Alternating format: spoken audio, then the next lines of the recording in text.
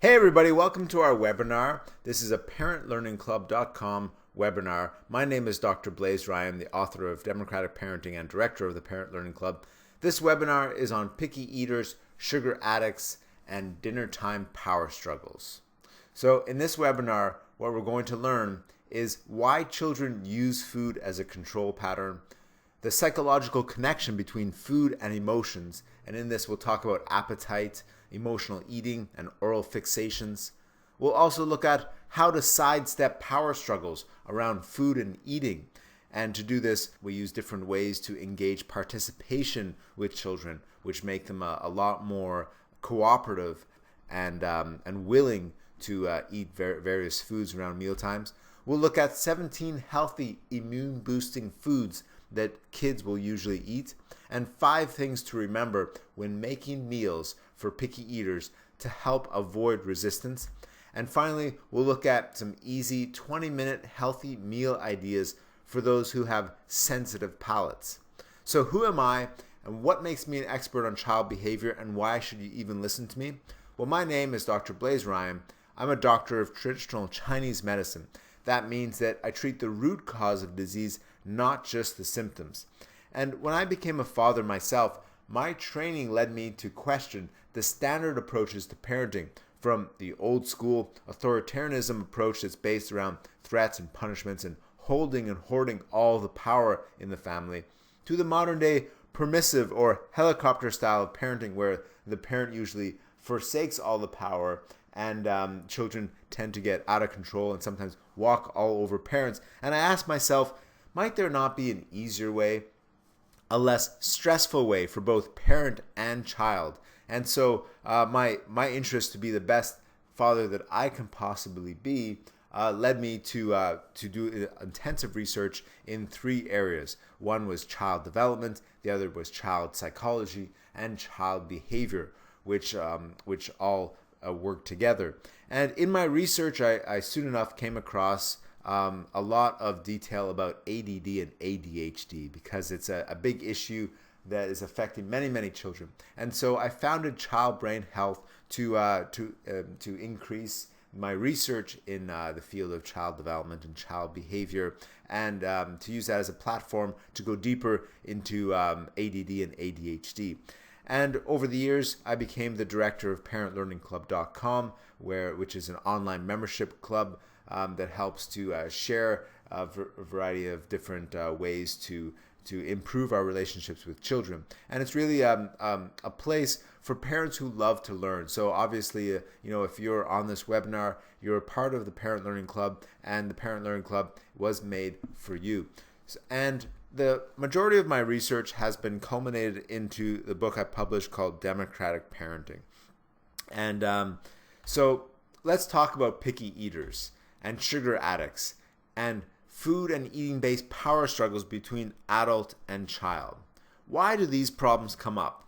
Well, when we look at this, we can't help but look at the relationship that people have with food. And I call this the relationship and food spectrum because we basically have a spectrum with 2 polarities. On one side, we have those who will eat anything at any time, those who have a voracious appetite, who don't discriminate at all between what they put in, and they are willing and open to try all types of foods, and they'll likely eat at any given time.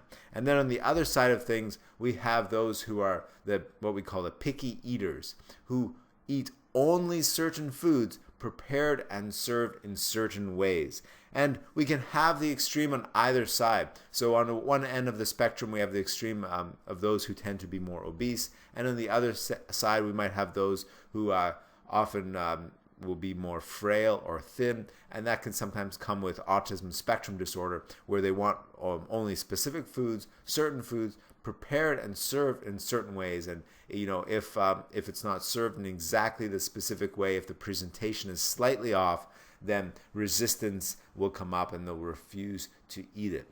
So again, these are the 2 extremes of an entire spectrum. And with any spectrum, we often find people on all ends of the spectrum, even closer to a balance. So regardless of where your child is on the spectrum, They might not be so extreme of a picky eater as perhaps someone who has severe autism, and they might not be severely obese either, but they might be more on the side of a sugar addict. We're going to look at all of these and how this works. So what we want to do is we also want to move our minds away from looking at these interpretations of the spectrum from a purely negative perspective. Because if we look at the positive side of these two tendencies, we can see on the side of the spectrum where those are who are open to eating anything, anytime, what they're really expressing underneath that is an openness to life, right? They're willing to try new things and to taste life and to experience the richness and the abundance that life has to offer us. And on the other side of the spectrum, we have children who are more picky and discriminating around what they eat. And these children are really expressing a vital skill of discernment or discrimination. The ability to tell what's good for them and what's not, and to decide, maybe they don't need this and maybe they do need this. So there's positives underneath both of these tendencies, right? We're looking at the negative side of things just because as parents, we often will tend to look at the negative side, especially when it comes to food and eating, because we have a genuine concern for our child's well-being. We want them to be nourished, to be strong, to be robust, and to grow happy and fulfilled. So we have a big vested interest in our child's nourishment. So it's very easy for us as parents, because we tend to worry a lot about our children, to get really caught up on the negative side of any of these polarities. But we have to remember that underneath that, there's a lot of positive traits that are also being expressed by these tendencies. And so if we can honor and respect these positive traits, then we will increase our route to finding greater harmony with our relationship with our child, and to help guide our child to finding more healthy ways to express these underlying tendencies of openness to life or discernment. Okay, so why do children go one way or the other? Why do they go from one extreme to the other? To be quite frank, I do not know. But there's a couple of different theories we can look at. Perhaps it's an individual temperament. And Steiner and psychology presents 4 types of temperaments. They call them the 4 temperaments. And in this, we have the sanguine temperament, which are people who are pleasure-seeking and more sociable. We have the choleric type, who might be more ambitious and leader-type personalities. We have the melancholic type of personalities, who are more introverted and thoughtful. And we have the phlegmatic types of personalities, who are more relaxed and quiet. So these are just 4 different ways to describe different temperaments of all humans. And usually what we find is that people have a combination of these different temperaments, but it's one way to describe perhaps why children will go one way or the other. Maybe it might be a constitutional tendency as well. In traditional Chinese medicine, we use these 5 elements, wood, fire, earth, metal, and water. And what we often find is that people will tend to a constitutional more of a constitutional tendency towards one or a few of these elements over the other, and then that will determine a lot of the ways that they behave and where they might end up on the spectrum. Or who knows, it could be astrology, right? Maybe the child's Aries or Pisces, and the mix of where the stars were when they were born. That might be the reason why they will find themselves on one end of the spectrum or not. I don't know. Who knows? We don't really know why in some ways one children will tend to the other, but what we want to focus on in this webinar is how we can respond to when our child starts to give us a hard time or power struggles come up. And also we want to look at some of the underlying root causes why imbalances might come up around food and eating habits, and how we can help to restore a healthier appetite for a child. So food and eating as a control pattern. Typically, that's what we're seeing when a child starts to show more emotional power plays, when they're resisting food, or whether they're asking for certain types of food. We can often see that a control pattern is being developed around food and eating. A control pattern is any pattern of behavior that either distracts oneself from strong feelings, hurts, or stress, or a behavior pattern aimed at meeting one's needs. Okay, so what we're talking about here are patterns of behaviors. We have two ways that these are expressed. One is if someone's stressed or hurt or in pain, then they might develop certain types of patterns of behavior to distract themselves, to kind of move away from the hurts and the pains, especially if they're emotional pains that come up in relationships of feeling being shunned or rejected, which can come up often for people. Then they can move away. They can develop these control patterns, and these can grow, into types of addictions and stuff later on, where we see adults developing smoking or binge eating, emotional binge eating control patterns to deal with stress and feelings as well.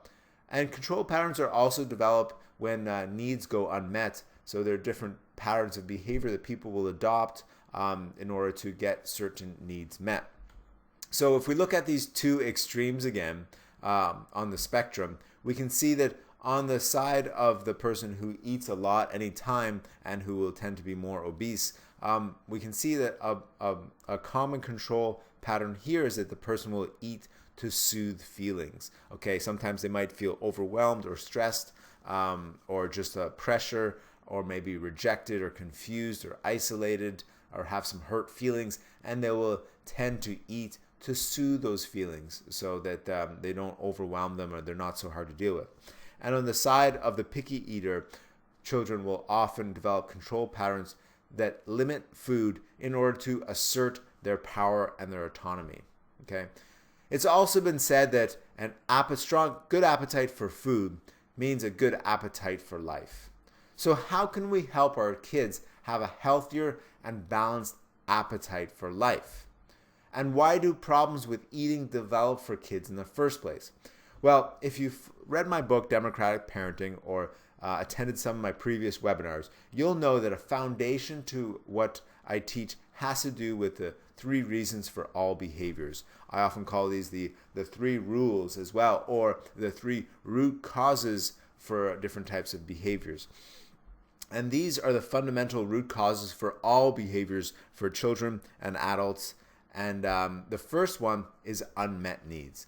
So whenever we have a need that goes unmet, our behavior will start to shift because we will start to rearrange our actions in order to have this need met. Now, there's a clear differentiation here between wants and needs. These are fundamental, essential needs, things that we need in order to be healthy and happy and to feel good. Okay, not that necessarily things that we want. Okay, so these are things that we actually need. It could be healthy nutrition, sleep, exercise, physiological needs, emotional needs, psychological needs, all fall under these 15 needs. I've isolated 15 essential needs that children need in order to feel good and to cooperate more. And I do a webinar on this, the 15 essential needs. There's one in June coming up on this exact subject. And so if you're interested, you can attend that one where I go through them all. But just another example of how these needs will affect behavior. For example, if you're driving in the car and you're talking with someone, or if you're in a meeting and you really have to go to the bathroom, and your bladder is almost to the point of bursting. It's a super strong need, but you're engaged in a conversation or in discussion or a negotiation at the moment.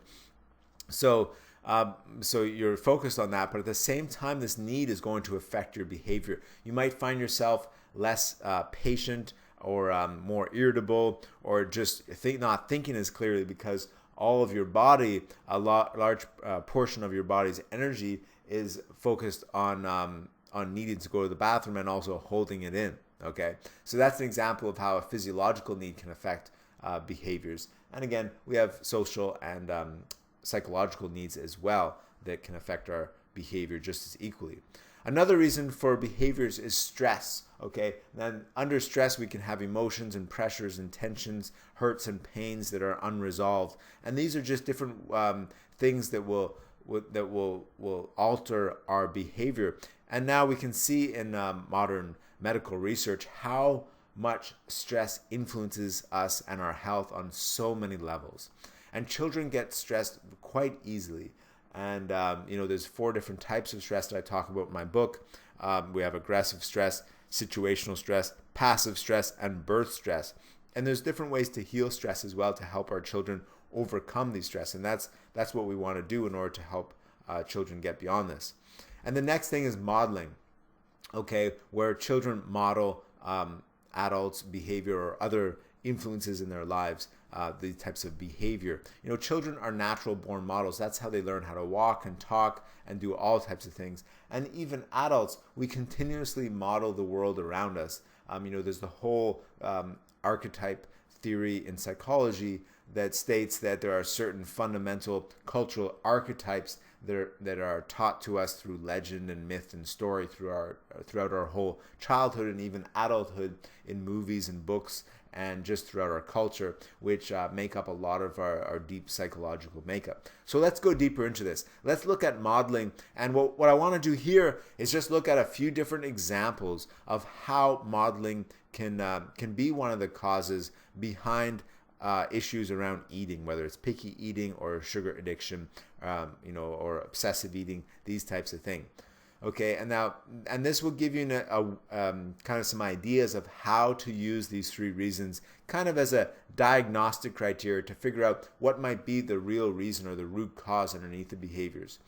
So we have, the example of teen girls who model thin role models in magazines and books and in different media, and they might develop anorexic or food limiting behaviors in an attempt to stay thin and to model these types of images of femininity that are portrayed in marketing and in our media. Seeing classmates' lunches and snacks. Okay, this is a big one, especially for parents who try to give their children healthy foods in their lunches. I remember growing up, and my parents were quite health conscious, and they would make homemade bread and lots of vegetables and all these delicious organic natural foods in my lunches, which today I would really love. But as a child going to the public school, I'd look around me and all the other kids would have white bread and bologna and processed cheese and and all types of sugary treats and snacks and delicious things in their meals, and I just got the apples and fruits and these natural things. So as a child, I couldn't appreciate this, and it actually affected my behavior early on.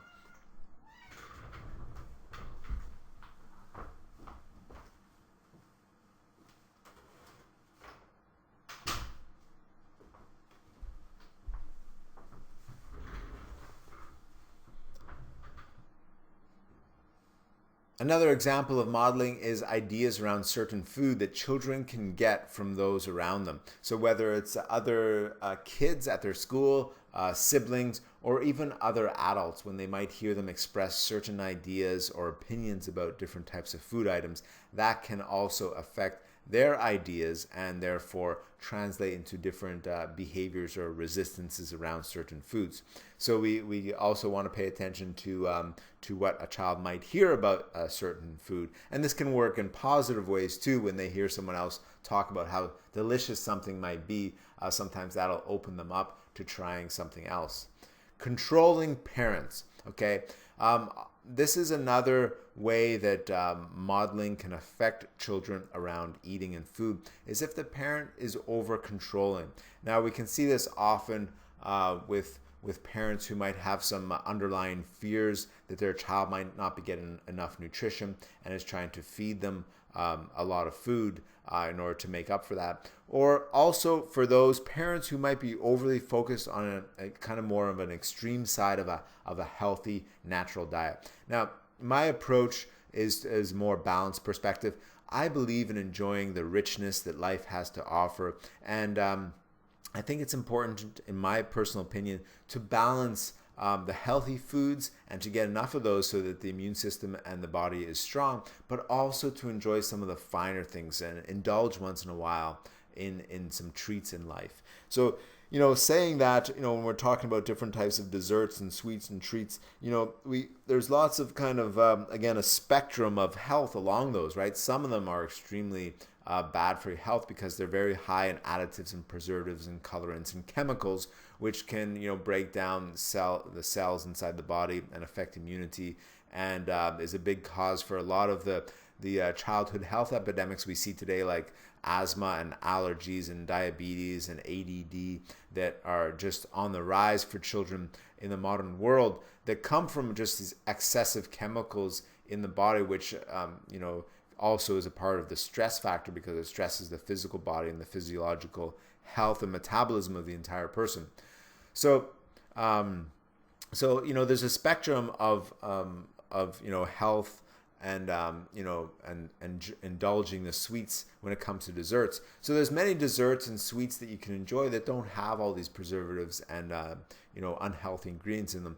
And at the same time, sometimes it's fun to go to the fair and to indulge in the cotton candy and the colored and sweetened ice cream, and to enjoy some of these more chemical type treats. And if you balance that with a diet that's more healthy and boosting their immune system more often than not, then your child will be able to handle Halloween, for example, better without getting sick. And again, every child is different, based upon their individual constitution or tendencies, and some will have stronger immune system than others. So we can also we want to be aware of where our child's at and what they need and what they're capable of dealing with. Now, going back to the controlling parents, some parents are overly controlling about a child's diet, and they want to focus entirely on natural foods or organic foods or raw foods or different types of things, which is great, which is fine. There's nothing wrong with that. But when the controlling aspect of that desire starts to take over, and the child starts to feel stifled from that, and their autonomy, their sense of autonomy is being stifled by the sense of over control from the parent, then resistance and rebellion might start to come out. Particularly if the child is exposed to different types of food, sometimes at a family member's place or at a friend's place or at school, and they develop a taste for maybe not as natural or as holistic type of food, but more tasty, sugar-rich types of foods. Then they might have something to contrast their parents' more controlled natural diet against, and the resistance can arise there as well. So I just wanted to give this an example of how children can sometimes resist and rebel against overly controlling parents. And this goes also hand in hand with parents who have control patterns, right? We talked about how control patterns are patterns of behavior that help us deal with stress or help us meet our own needs. And oftentimes, as we grow up, we develop different types of control patterns, or perhaps childhood control patterns evolve into different types of things as we grow up. So parents who have control patterns will become models for children, and it's very common for parents to use food to soothe both themselves and also their child. So sometimes if their child is hyperactive or upset, they might use food to kind of soothe the child, or sometimes if they have fears about their child's well-being or their own, they have insecurities or uncertainties on their ability to care for their child, they might find themselves feeding their child more, because that's some very tangible way that parents can feel that they're nourishing and feeding their children. I know from personal experience and also from talking to so many parents that as a parent, there's very little things as rewarding as that sense of feeding your child a delicious, wholesome, nutritious meal that they eat up with, that they just gobble right up. There's it feels so wonderful to do that and to see your child enjoy a dinner, a healthy dinner that you made. So that's something that we all strive for as parents, is to nourish and feed our children the best that we possibly can. So these are just some examples of how modeling can affect a child's behavior around food. Let's look at stress now. Stress is a big one, and it can be a cause of emotional binge eating, and we see that oftentimes in adults as well. Well, they'll tend to eat to stuff emotions and stuffing feelings by overeating. Now, this is a very physical, biological, and hormonal thing that happens inside the body. Is when we we kind of stuff ourselves to the point that the digestive system is overwhelmed. Different types of chemicals and the blood sugar balance is affected to the point that other emotions that may have been there before get kind of numbed, because whenever emotions are released in the body, different hormones are released as well. And whenever we can counterbalance in some way those types of hormones through the chemical balance of overeating and the different types of enzymes that get released and the hormones that get released through that process, can literally numb the body and also diminish the effect of those stress hormones or those emotional hormones that we might have to contend with on the other hand. So stuffing our feelings by emotional binge eating or overeating has a very physical effect to kind of numb and comfort us. Soothers and pacifiers that are given to babies and toddlers are really where oral fixations often start for children to help them soothe feelings. And we can see just by the name itself, soother, right? We're talking about soothing the feelings. Or pacifiers, right? We're talking about pacifying the baby. And so, if a baby's crying, or they're whining or they're upset, they're trying to express that they need something. They're expressing an unmet need, and it could be that they just have a need to process some feelings or experience by having a healthy, good, positive cry. And that's something that many parents fail to recognize is the healthy and natural benefits of just having a natural, healthy cry. So that's the reason why many babies often do cry, and even children will have a cry or a temper tantrum. It's a way for them to kind of release any pent-up tension or pressure, or to process any unresolved emotional or physical hurts, is through crying, right? We know this from our research, and if you read my book, Democratic Parenting, you've seen the research in there around the healing benefits of crying. So if a toddler or baby is whining or crying, and we just give them a soother or pacifier, then we're teaching them to stuff those feelings, to not express those feelings, and to develop types of oral fixations in order to cope with them. And this can lead to binge eating or eating for emotional comfort, or even smoking is another oral fixation, or other types of oral fixations can develop in the future and into different types of control patterns. Also, a stressed child can feel so distraught that their appetite decreases. And we know this from our own experience as adults, right? We can see that when we're stressed, sometimes our appetites decrease substantially, especially if we go through some type of trauma, or if we feel very shunned, emotionally. So a child who might be going through different types of stresses might find their appetite is being decreased. And oftentimes, we can see that a child might, come home from school and they might have no appetite because something happened at school. Maybe they were bullied or some type of incident happened. Maybe they got a low report card. They feel a bit like a failure. They're feeling unencouraged, and they have a strong need for encouragement and connection and affection from you. And, and if you can recognize that and stop and meet their needs, then their appetite can return very quickly. So oftentimes, just by taking a step back and to figure out what is the root cause, is it stress? And if it is, to take the necessary steps in order to help the child overcome and heal from that stress, then their appetite will return fairly quick. Okay, next we're going to go into needs. So here we have the need for autonomy. This is one of the most important needs to have met for children who are being picky, because in the need for autonomy is what we see being expressed a lot of the time by a child who is resisting food or engaging you in a power struggle around food. What I've found is that by giving children meeting their need for autonomy at other times throughout the day or in their lives, that need can often be met, and they'll find themselves less resistant, less trying to get that need met at dinner time. And again, this is where the control pattern comes in again for children, where they will engage in these types of power struggles as a way to assert their own power, again, to have their need for autonomy met.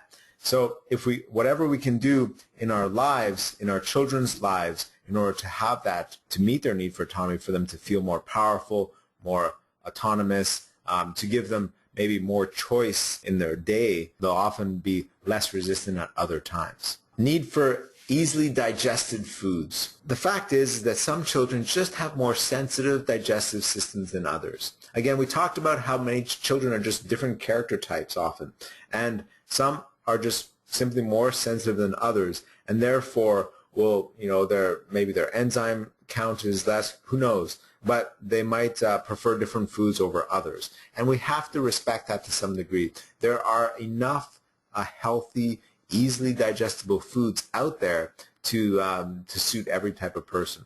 And a lot of it is in how you prepare foods, because if you mix too many foods together, the food combination is a little bit off, or if there's too many flavors, it's too rich, too salty. These types of things can really make those with more sensitive digestive systems and palates, it can really make it harder for them to stomach these types of things. So, we have to make room for that.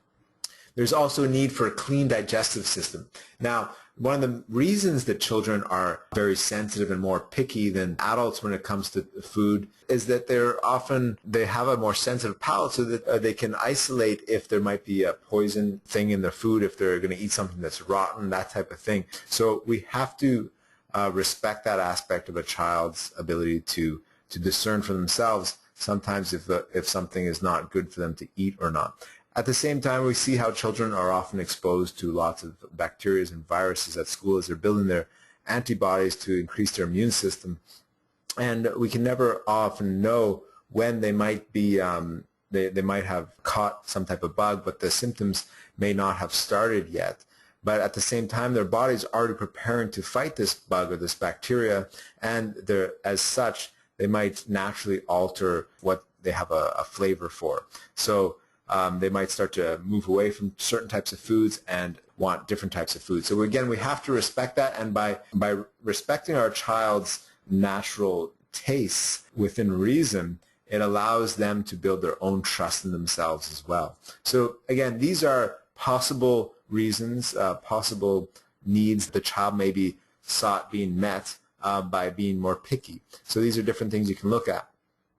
Again, another need is to eat healthy foods, and that we just discussed that around wanting foods that are clean and will boost their immune system and meet their needs for whatever they're experiencing in the moment.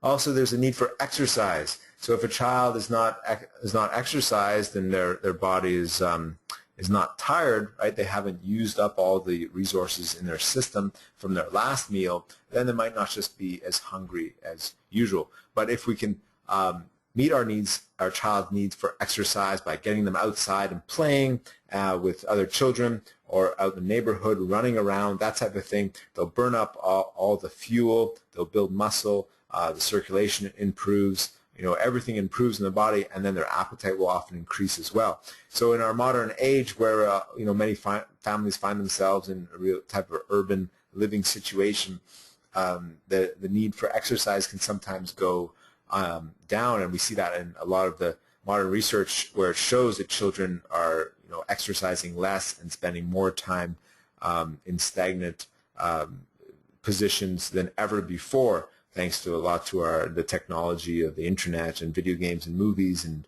that type of thing that the children often find themselves tending towards. So meeting the need for exercise can really improve appetite. The need for participation.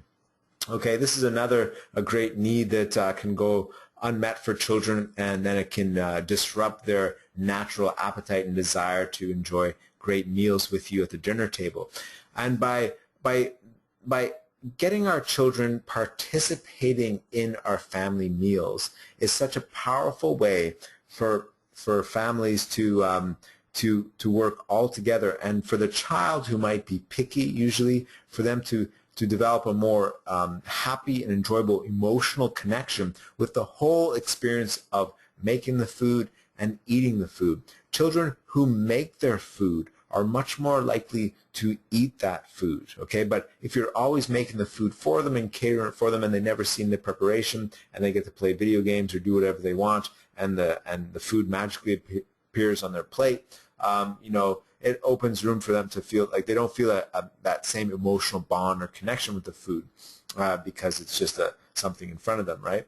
But if they go through the whole experience of helping make the food or doing anything, maybe just tidying up in the kitchen, putting things away, getting something for you, chopping a few things, doing based upon their age-appropriate abilities, get them involved in some type of activity around and before dinner time, and that will go a long way to creating that whole culture and environment that moves them in towards eating with less power struggles, right? Because they'll feel a strong connection to you, and maybe you guys have been talking or whatever, and that's what you want to do when you're engaging them in participation. It has to be, an easy participation. And very often children might at first, when you say, okay, come help me make dinner, or can you help me make dinner or do this, and give them, set the table, you're giving them you're asking them to do certain things, or trying to engage their participation in the dinner time activities, they might show initial resistance. And we can expect that in many situations based upon where they're at, based upon where your whole family is at when you do this. So what you want to do is focus on connection and focus on enhancing the connection, the joy, the love, the happiness in your connection, in your interactions, in your communication while you're engaging them in participating.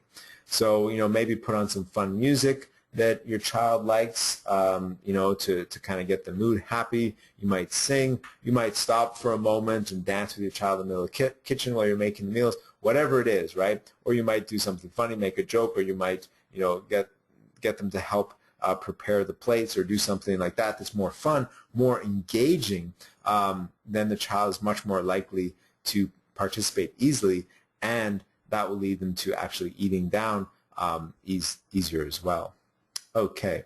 The next, is that basically any unmet need can lead to a stress after a while, right? That's the type of passive stress where the pressure of these unmet needs that go on for too long. And that, like we saw under stress, can affect the child's appetite. So what we've covered so far, we've talked about why children use food as a control pattern. We talked about the psychological connection between food and emotions. And we talked about how to sidestep power struggles around food, right? By meeting their needs, by understanding the stressors and the factors, and by engaging them in a type of participation around eating times. Okay. Now, what we're going to cover quickly are the 17 healthy immune-boosting foods that kids usually eat, and 5 things to remember when making meals for picky eaters to help them avoid resistance. Also, we'll go over a few 20-minute healthy meal ideas for those with sensitive palates. So let's look at these 17 food items, okay? Now, I put them on one slide here. That way, if you want to write them down, you'll have time as we review them, okay? But as you see, they're pretty straightforward. Okay, we can talk about bananas and apples, right? These are simple fruits that are sweet, that the texture is usually pleasurable to kids, and they're easy to eat. Now, I found with apples, okay, unless you get the organic kinds, I highly recommend you peel them, okay, because the non-organic kinds can have wax on them, preservative, pesticides, those types of things. Also, some children, even the organic ones, will prefer them peeled, so that's something you can do. You can also chop them up, right? Again, that's how the presentation, sometimes it just makes it more palatable for children. And for children, I just want to say that for children who you're dealing with right now, who might be on the more extreme side of picky, by introducing more food to them, it's going to take effort, it's going to take time, and it's going to take creativity and patience on your side, okay? My personal belief is that we don't want to try and force our children to eat these types of things, but there are some tricks, which I'm going to share with you, that allow us to kind of sneak in healthy ingredients, some of these healthy ingredients, into foods that maybe they would have resisted before, but by the way we balance the flavors and the textures, and simplify the food so the flavors aren't too rich or too complex, oftentimes children, even the picky ones, will be more likely to eat those. Okay. Cucumbers is another food that many children love. Okay, it doesn't have a strong flavor. Some of them are bitter. Okay, so you might want to watch out for those. But many of them are very sweet. And cucumber is another one I recommend you peel because again, if they're non-organic, there'll be perhaps wax and definitely pesticides on those. And if they're organic, you might some of them are very thick peel, so you might want to peel them anyways, or make sure you clean them very well. Green beans. Okay, many children will love them if they're fresh in the summertime. They're delicious. Many children will eat them raw. I find even the pickiest eaters will often eat green beans that are steamed. Okay, what I found is just by putting a little bit of butter and a little bit of salt on these types of things, then the children gobble them right up. Same with peas. A lot of children love to eat raw, fresh peas. They're quite sweet and they're kind of fun to open and to eat the pods out of them, or the peas out of the pods. Carrots is another one many children love, and you can prepare them either raw, and oftentimes you'll want to peel them. Some fresh right out of the garden. They're the most delicious then. Also, you can steam them as well, and again, a little bit of butter, even a little bit of honey sometimes, just a little bit of a sweetener, and with a little bit of butter is delicious for those who are very picky. So sometimes, our children have avoided these types of food for so long. They're very picky, and they say they don't like carrots, and they've avoided it for years or whatever. Or you might be introducing some of these foods the first time to them. And what you can do then in that case is you can, like I said, steam them, put some butter and put a little bit of a sweetener on them, just, so they get a really good first impression of these types of foods. And then after, perhaps you might not have to sweeten them, but just the butter is enough. But after you kind of break through that initial resistance and break through their negative idea of the type of food, oftentimes that's the worst part of the battle is over, and now they're open to at least eating that food. They've had a positive experience eating that food. They'll be open to eating it again.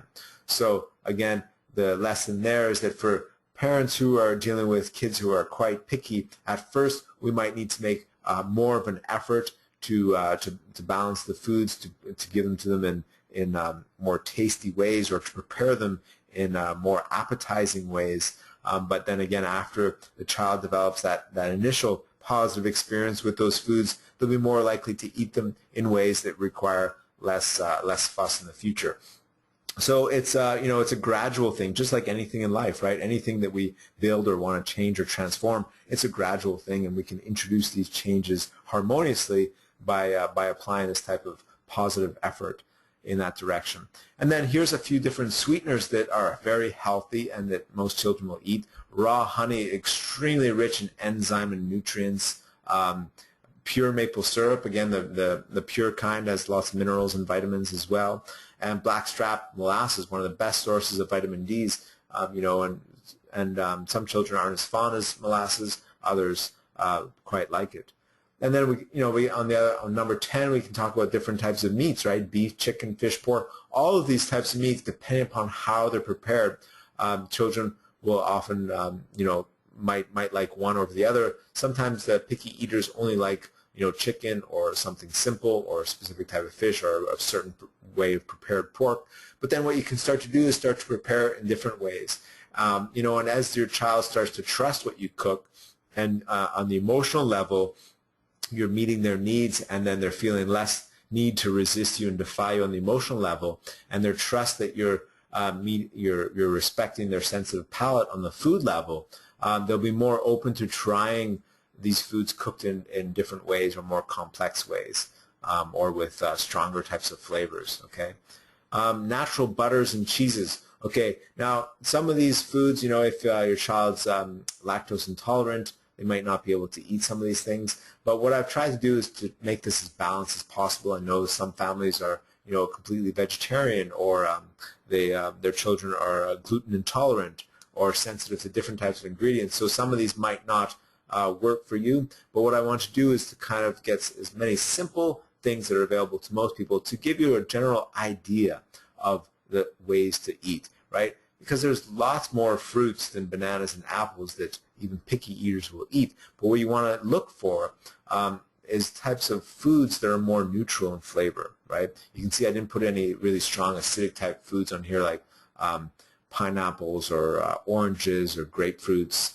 Some children love those, right, and they'll eat them right up. Others might be more sensitive to those types of things, right? And the same thing when it goes to vegetables, asparagus, Brussels sprouts, broccoli, those types of things. Sometimes it's just the look of them.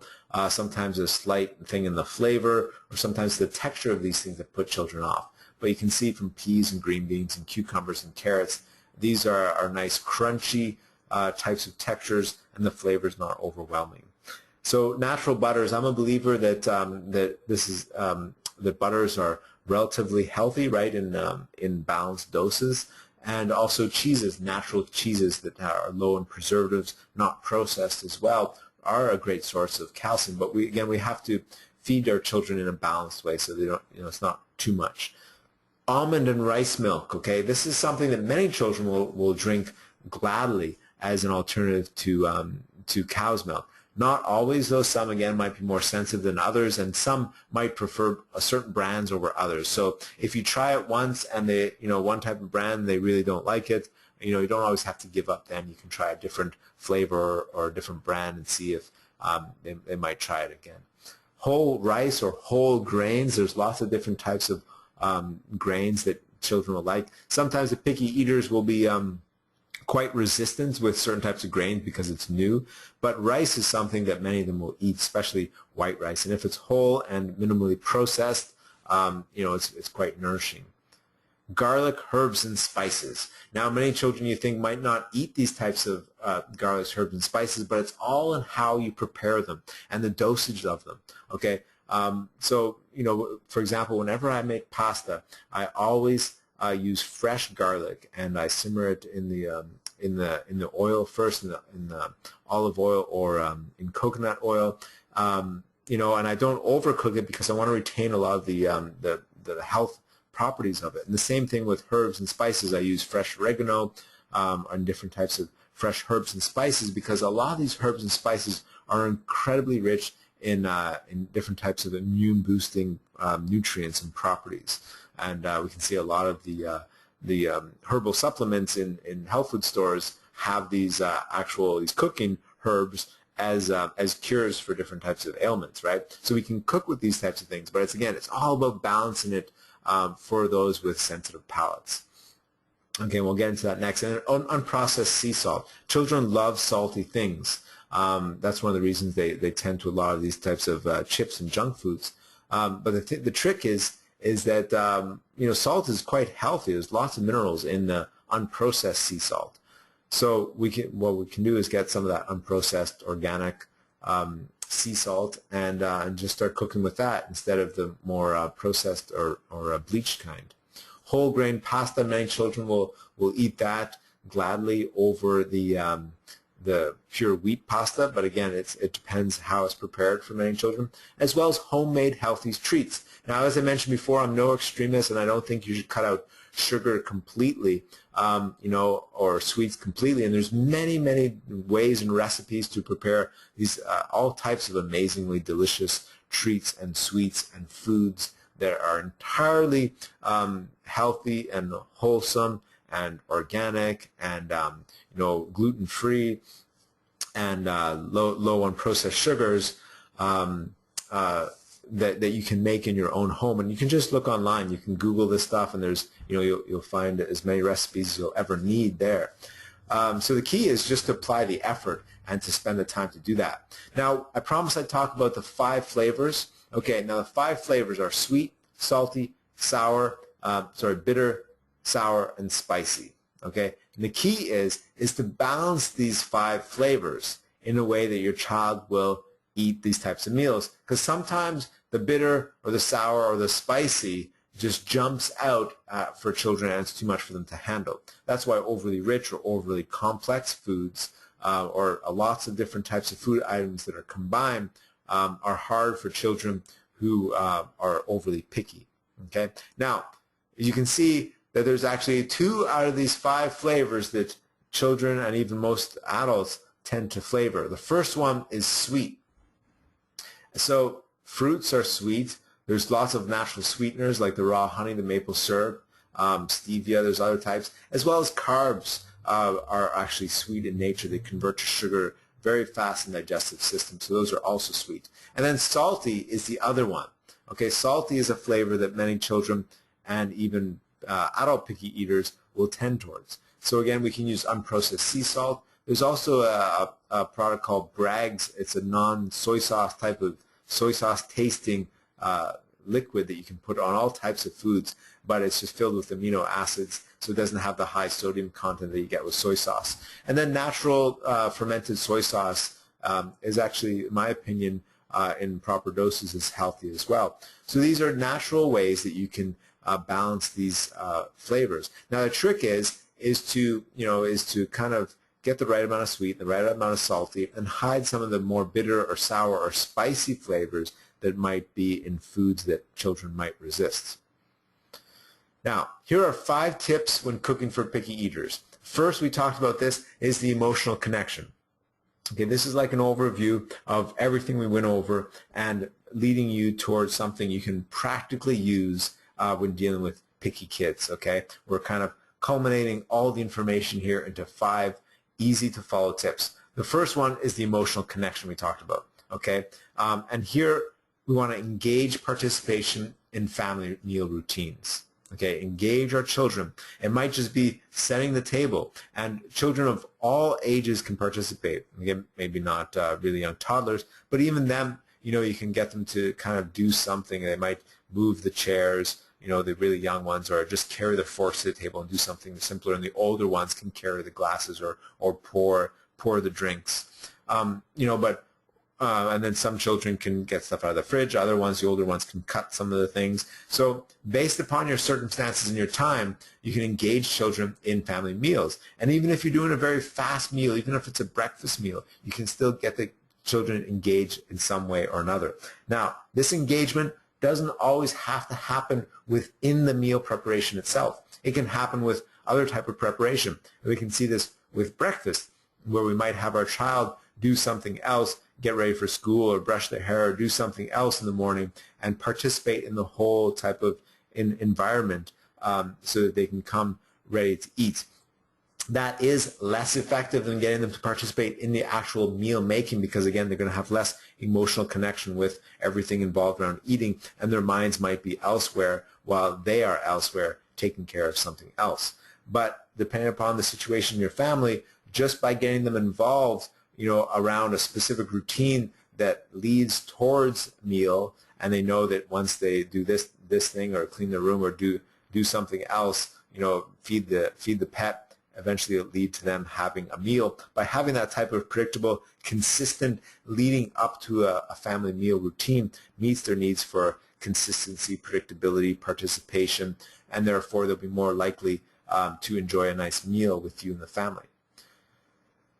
The second tip when under emotional connection is to pay attention to your child's needs leading up to the eating, okay? So whether it's leading up to breakfast, to just kind of check in to where your child is at emotionally, mentally, on all levels in the morning when they get up. Are they more tired than usual? Are they a little bit more slow than usual? What's going on for them? And by just paying attention to that and by respecting that, it puts us in a better position to respond to them and to communicate to them in more intelligent ways rather than reacting based upon what we expect them to do, rather than when actually seeing where they're at and then responding on that level to help bring them back to on track if we find that they're slightly off track, for example. Okay, same thing after school, right? We can pay attention to where they're at between the school time and the dinner time. And we might decide that if they're really distant or disconnected, or maybe they even seem upset or stressed, then we can engage in some type of activity before dinner, or maybe spend a little bit more time with them, something just to help enhance the emotional connection with them and to meet all those other needs, so that those needs don't surface at dinner time, those unmet needs surface at dinner time as disruptive or difficult behavior around the eating, that type of thing. Okay, because again, one of the greatest needs that all children have is something we all know: their need for attention. And when we give our children that need, when they just start to exhibit it, when we can anticipate it, when we can catch those subtle cues of them that they're giving us, and they're saying, Mom or Dad, I just need a little bit more attention. I'm going through something, or I'm uncertain about something, or something happened, and I kind of need you to just give me some attention so I can work through it.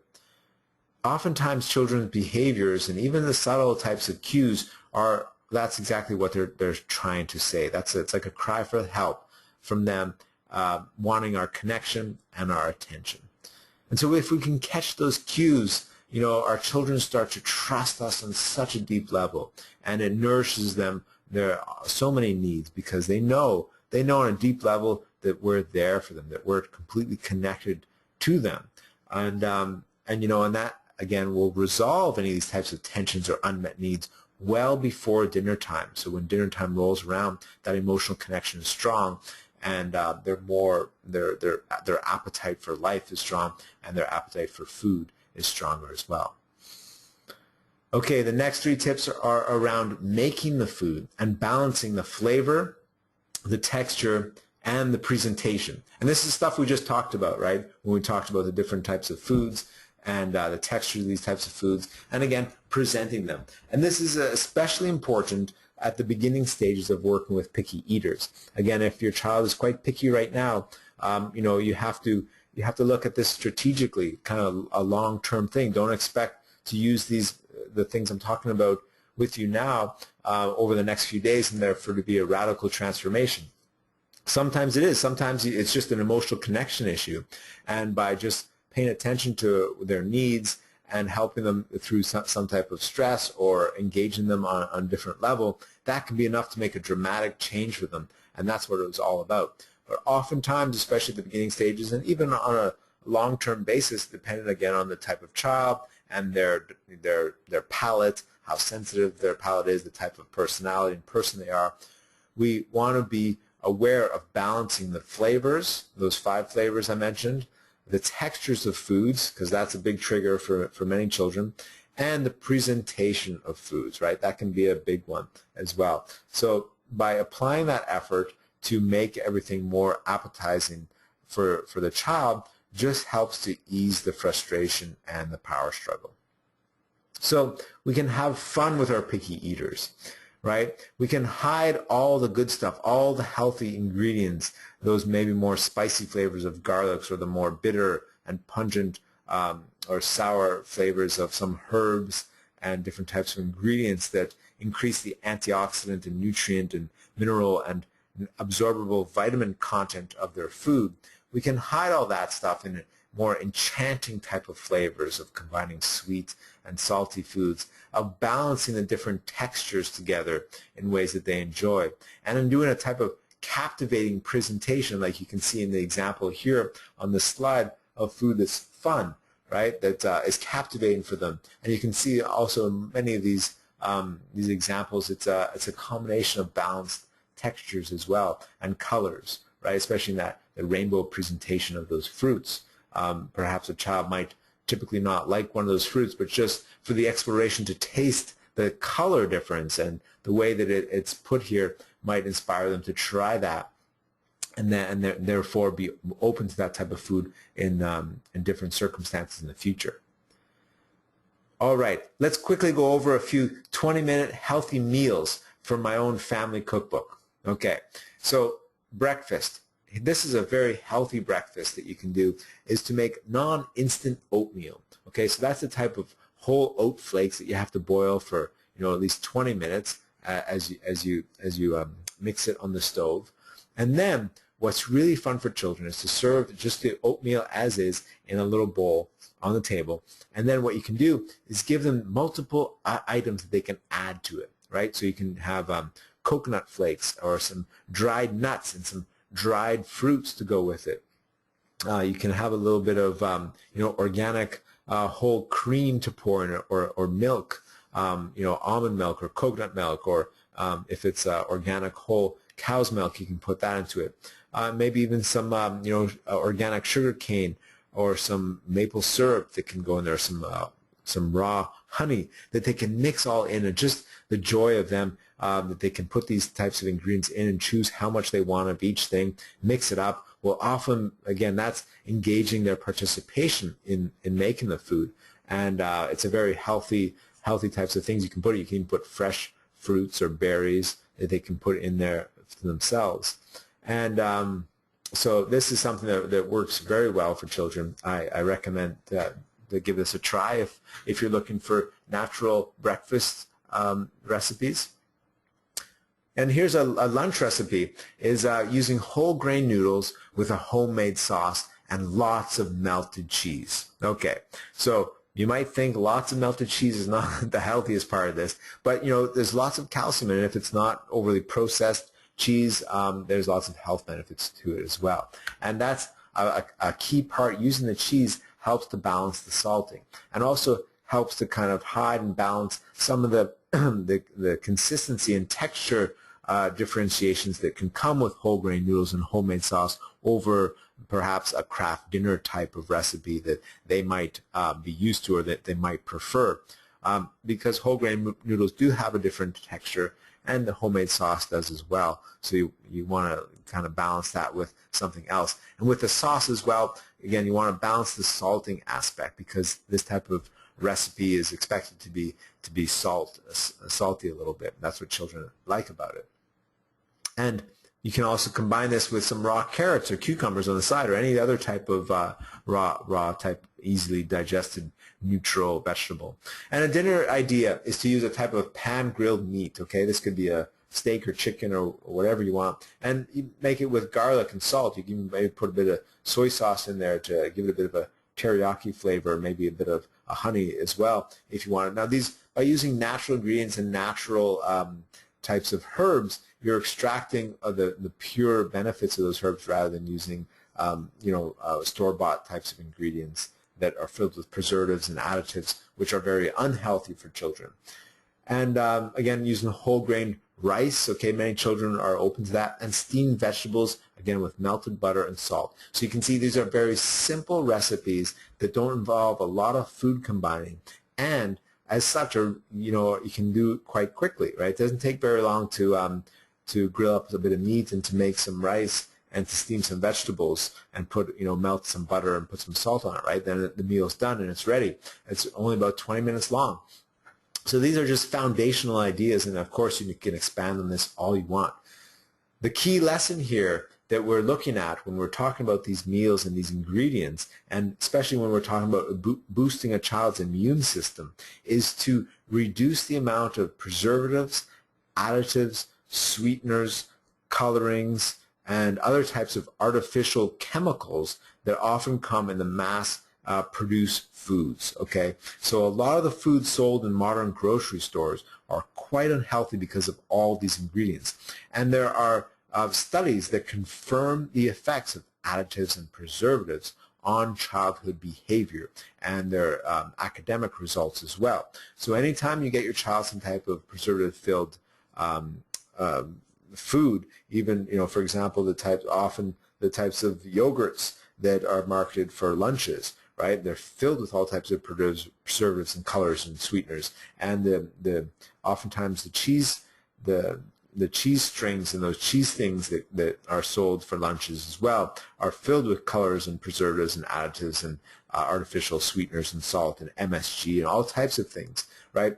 So we want to look at these ingredients, and it's the cheapest types of foods and the most marketed types of foods that have the most additives and preservatives and these types of chemicals. And obviously the reason is simple, is because they keep longer in the stores, right? And they keep longer in the stores because they have less live ingredients and nutritious ingredients, which have a short lifespan, right? So the more healthy foods are those that are less processed, that are alive, that just have less ingredients listed that you can't read or don't know what they are, right? So the fewer ingredients that you don't know what they are when you're looking at ingredients in the grocery store, the better, okay?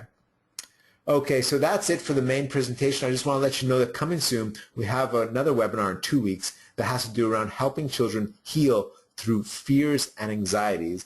And then as well in May, we're going to be releasing our ADD ADHD transformation program.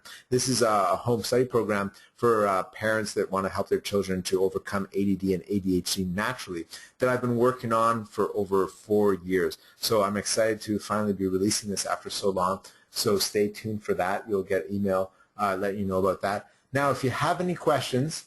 Okay, Allison asked a question. She asked, if my child eats a meal one night and then a couple nights later refuses the same meal, do I tell him that this is what's for dinner and that's it? Or do I make something else?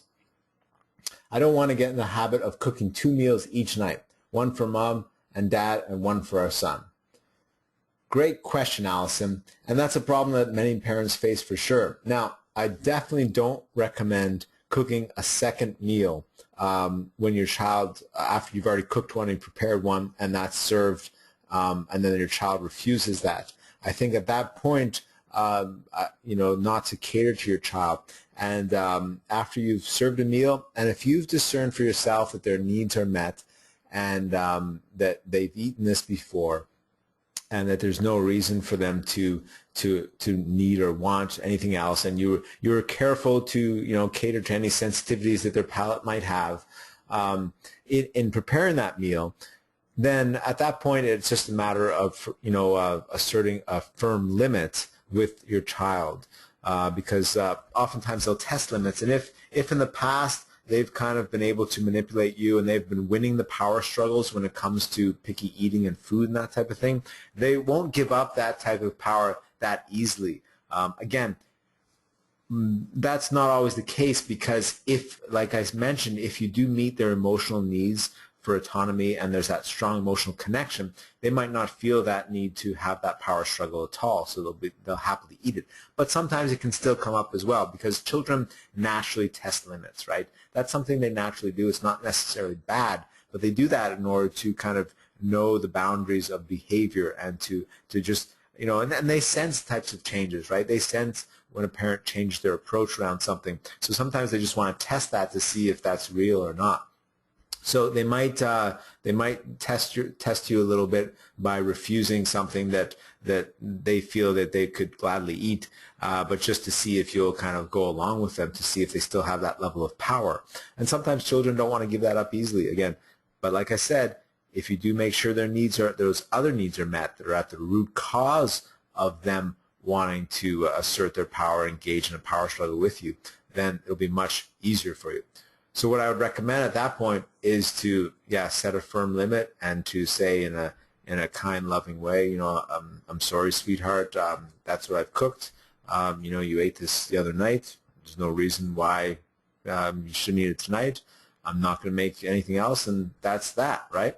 And there's a couple of options available to you there, depending upon what happens, how your child responds to that.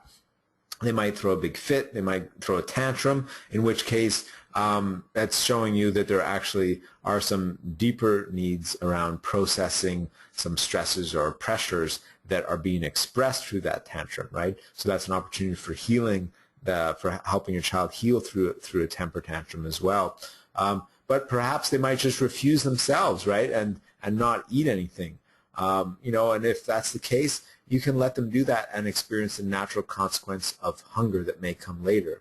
And then perhaps later they might even complain, they're so hungry they can't sleep. I definitely don't believe in punishing your child at that point and making them, hungry all through the night. Later on, you can feed them, give them a snack or whatever after everything that's happened at dinner, and you can remind them, and you can just give them a limited choice again at that point. You don't need to cook them a big meal, but say, well, dinner's over, you decide not to have it. You can have a banana or a cucumber or a carrot, just something simple, because we don't want to create the habit of them knowing that if they hold out at dinner time, a couple hours later, you're going to cook up the meal that they want from them. That just goes against all the progress we made by creating that firm limit at dinner. So, but we can remind them at that point, not in a type of, condescending or manipulative way that they refuse to eat and that's why they're hungry. But, say a few hours later, it's time for bed and they're saying, oh, I'm so hungry, or maybe they're in bed and they're saying, Mommy, I can't sleep, I'm hungry. And you can remind them just, sweetly and respectfully, oh, well, sweetheart, you remember you didn't eat your dinner, so I understand you're hungry, and you might want to eat your dinner next time. Just telling them straight up, logically, without creating any type of emotional, going for any emotional jabs there with your child. And then you say, well, okay, well, you can have a cucumber or apple or whatever, put something in their tummy. So that's a way that you can kind of create a limit around that situation. And again, how you respond after you do the limit and how you create the limit depends a lot upon the situation and, again, how they respond. So I hope that answers the question, but I never recommend parents to create a second meal or to get in the habit of catering for their child. There are cases, though, that it does call for making your child, a different type of meal than you guys. Maybe if you guys want some, a more spicy meal, or you want certain foods that your child's not going to eat or that they're going to resist. What's the point of engaging in that battle yourself? Because we have to, as parents, we have to choose our own battles as well. We have to be wise, and sometimes with our child, it's just not worth it at that point in time. Maybe at another point in time, we can approach that issue with our child, but maybe at this moment, at this dinner tonight, it's best to cook up an extra batch of pasta or something on the side that maybe you guys won't have, but your child will eat. And then, again, balancing it with other types of food so they still get properly nourished in that meal. So I hope that answers that, Allison. Okay. Another question from Jill. Jill asks, how do you deal with one bite and don't like it but will eat the food after a huge meltdown? So how do you get him to eat it in the first place? Okay, so that's a great question, Jill. That's showing if your child is having a huge meltdown, then eating the food afterwards. That's a clear indication that the underlying reason, when we looked at those 3 reasons, is stress. Okay, if a child has a huge meltdown, that's an expression of built-up stress or pressure or pent-up feelings that need to come out that are inhibiting the child's perhaps appetite, or entire state of being. And after having a big meltdown, if you read my book, Democratic Parenting, you've read the bit on how we heal through tears and tantrums and that type of thing. So if they have a big meltdown, then they cleared all that stress and all the built-up kind of issues that they have around that, and they're able to approach the situation from a clear thinking, from a clear perspective, and then they don't have there's no need to create that resistance, that block. So children, again, always behave appropriate based upon the needs of the moment. So in this case, Jill, your child is having a need for processing some feelings, and they process those feelings by having a huge meltdown, okay, or maybe processing experience or pain or hurts, different types of things they might need to process. But there's this need to process that. And the reason that they're acting so picky with food is because of that need. Now, again, as we look at stress as being a root cause for behaviors, there's different types of stresses, which I cover in my book, again, Democratic Parenting, and there's, one of those types of stress is the passive stress that's caused by the built-up of unmet needs.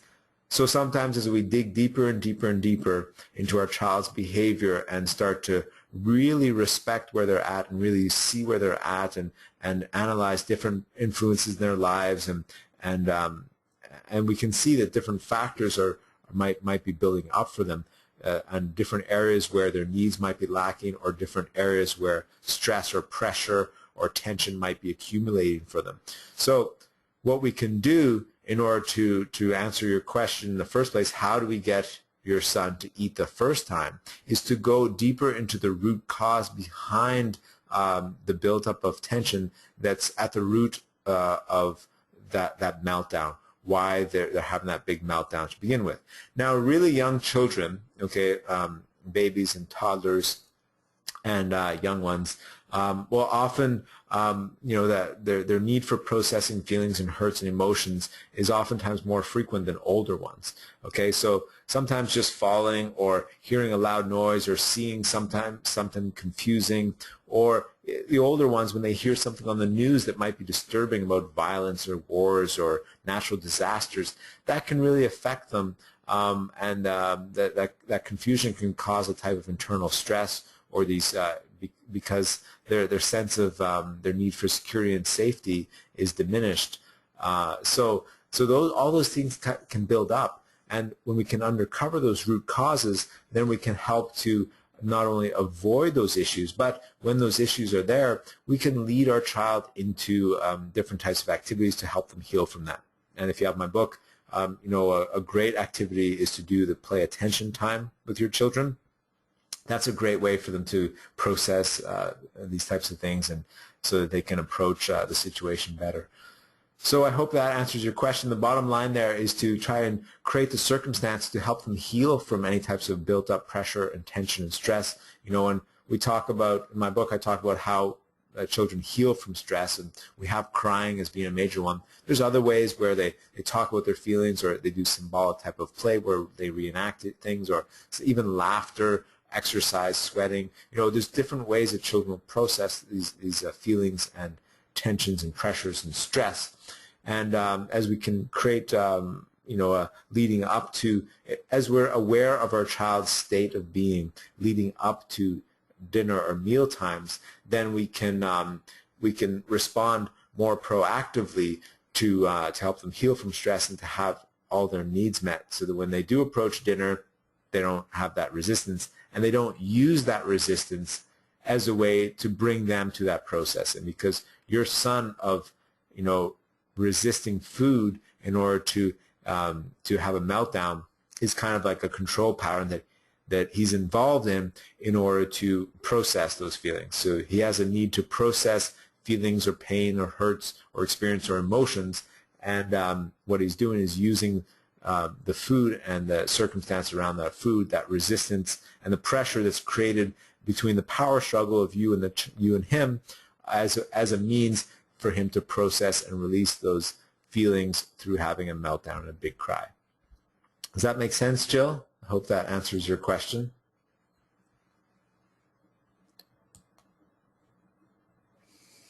Okay, another question from Monique. Monique asks, what do you think of vegetable smoothies? Are they getting needed nutrients?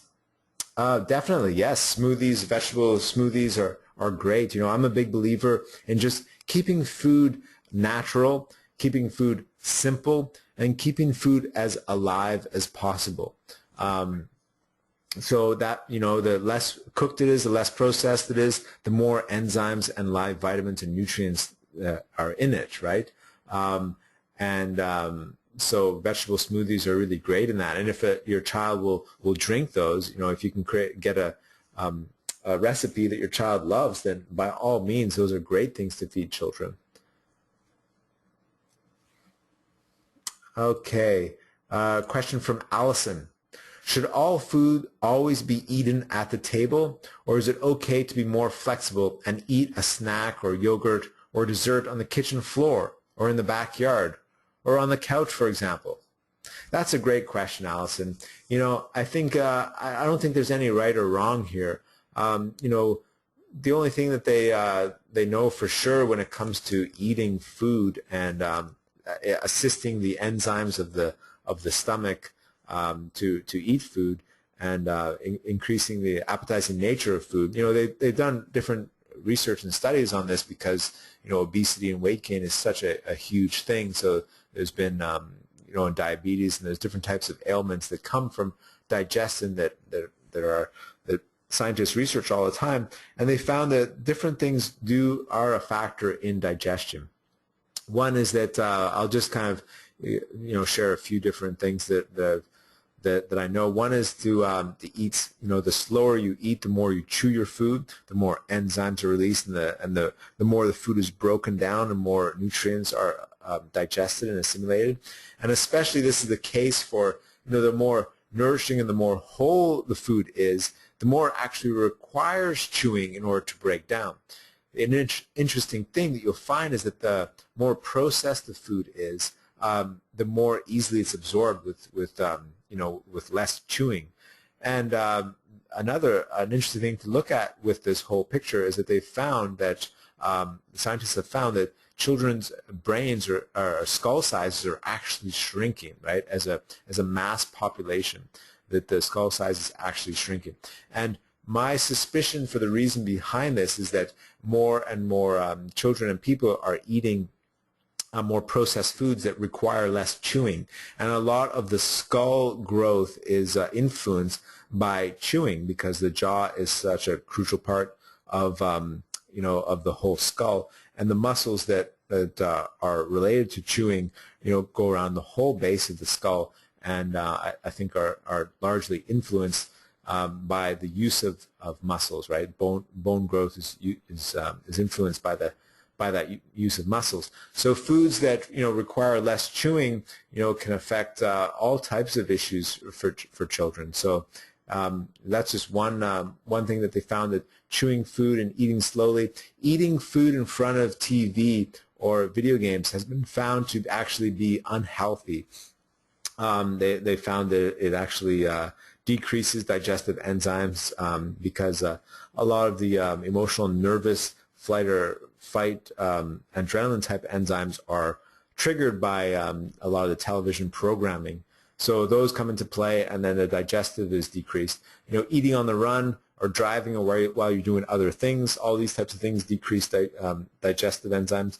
Even and they, going back to presentation, they found that when the food is presented in more appetizing ways, it actually increases the enzymes in the stomach.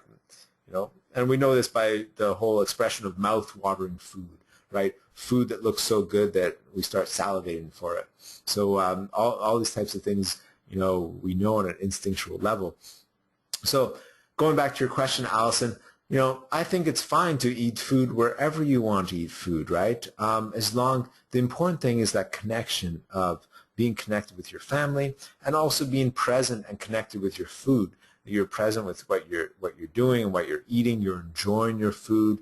You're not distracted by other types of things, and you're just there, right? So that connection is strong, and that way dinner time and meal time becomes a way to deepen your relationship with your children, because our children grow up so fast, and before long they're going to be gone. So we really want to take as many opportunities as we can to just enjoy these special moments with our children, and dinner time can be one of those special moments. So I think that and you can create just wonderful memories by having dessert on the kitchen floor. I think that's a wonderfully fun idea, right? I've had I've gotten to some sword fights with leeks with my son in the kitchen when we were cooking, and we took the leeks out, and before you know it, we were sword fighting with them. I think all these things are fine, because the important thing again is the relationship and the sense of connection, in my opinion. Okay, so Rosalie asked a question: how can we help parents to stop the grazing their children do and help them remain at the table to complete their meals? Okay, so how to help children stop grazing, and then okay, so I think I understand your question, Rosalie, is that perhaps the children are grazing a lot, they're eating and snacking all day, and so then when they come to mealtime, they're not so full anymore, and they don't want to complete their meals, or they'll eat less of their meals because they know that other types of foods are available to them. So what you can do in that case is just make some of these grazing foods less available for children, right? It's as simple as that, is to those things that they might tend towards, just make them less available, or to kind of create certain types of boundaries and limits in your family routines where certain foods aren't available at certain times. So before dinner time, there's no snacking, no grazing, and then after dinner time as well, there's no food either. So then that teaches them that they have to eat specific types of foods. And at first, if we introduce this type of thing, there's a process of setting the limit. There's a process of the child testing the limit and seeing if it's real. And then there's, and at that point, we allow them the opportunity to experience the natural consequence of that. But the important thing, again, is how we introduce these new ideas, these limits, these boundaries, because we don't want to kind of, create any types of increased resentment from our child, or create any emotional strings attached with these types of things. We want to create an open, loving environment where communication and respect can really flourish. So we can just communicate openly and honestly and say, you know what, sweetie, the reason that we're not going to eat before or after dinner is because I want you to eat these wholesome meals, and I see that you've been grazing and eating these other foods a lot beforehand, so you're not eating much at dinner. There's no reason that we can't just be completely open and honest and upfront with our child. Pretty much a child of any age, we can explain it to them in that way, and even perhaps the young ones might not fully understand, but there's no reason that we can't, just lay it out for them so that we show that we're giving the example of respecting and listening and hearing their wish, their request for other types of food, and also their desire for an answer of why it's not the way that they want it. Because many children, they want to know why, and and then they test limits to see if you're going to hold with that, or if you're going to crumble under the pressure. So if we can hold that limit, we teach them to respect our word as well, and then that mutual respect can build. So I hope that answered your question, Rosalie. If I didn't completely get it, feel free to clarify that question of yours. Okay. Okay, so Jill asks, she asks, thank you. If you have time, can you assist me in tapping into his reason for stress? I see it as a power play. My son has just turned 5. Okay, so, you mentioned before that he does a one bite and doesn't like it, will eat the food after a huge meltdown. Okay, yeah, so, right, so he's picky, and then if he had a big meltdown, he'd eat it all. Okay, good question. Yeah, I would be happy to help you with trying to get deeper into the root of the behavior. So you say you see it as a power play, and he's just turned 5. Well, definitely. So that's a great thing to look at, is that a power play is an expression for a deeper need, a deeper reason for perhaps a need for autonomy, right? For a need of being able to have a bit more power, a bit more choice in their world. So that could possibly be it. There's no reason that can't be it. So what you'd want to do then is to meet that need and to see if that's it. Because as we're kind of trying to figure out what the root cause is and trying to diagnose the reason underneath these types of behaviors, we don't always know. We don't always can't figure out. And oftentimes it's a combination of different things. So what we can do is kind of test different ideas. So here we might say, okay, so it's a power play, right? They're testing. He's testing his autonomy. He's turned 5. So we could ask, where in his life is his power being thwarted? Where might he feel that he doesn't have enough power or enough choice or enough autonomy? Are there other areas in life where, or in your environment or in your routine or in his day, that he might feel that his choice, his sense of autonomy is being thwarted? It could be in daycare or at school. It could be in your home with you, right? This tension or stress could definitely, build up from outside your home. And then, when he comes home, he feels safe with you. So he kind of engages you in a power play in order to, again, create that resistance that he can push up against and have that big emotional upheaval, and therefore let out that tension and just let go of that. What that could have been built up again from his kindergarten or outside the home.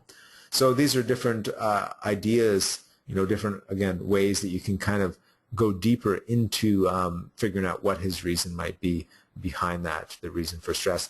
It could be, and children get stressed. I don't know, Jill, if you've read my book, but you can see in that book that Democratic Parenting, I talk about the different reasons for stress. We have aggressive stress, passive stress, situational stress, birth stress. Because he's 5, birth stress might not be a very relevant issue at this point, but it could be a type of passive stress of, again, the unmet needs for this sense of thwarted power, and the need for autonomy, the need for participation, the need for connection. It could be also a type of aggressive stress, and maybe in his school setting, perhaps he's being bullied in the extreme sense of a type of aggressive stress. And bullying can come in different forms, and the extreme sense of bullying really is, again, just a thwarting of one's power, right, of taking over one's personal power, of disrespecting them. And that it can happen. We know it can happen on an emotional level, on a psychological level, on a physical level, and all these levels, the effects can be quite devastating. And then it can also, but bullying is not always so obvious, right? It can sometimes just be a very subtle, and oftentimes parents and adults bully kids worse than anybody. So some teachers or parents that don't know how to use these types of democratic communication methods to reach through to children and help them get back on track and engage their cooperation activities. Oftentimes parents or teachers can use more threat or punishment style of behaviors in order to coerce, which is a type of bullying, the children into certain behaviors, right?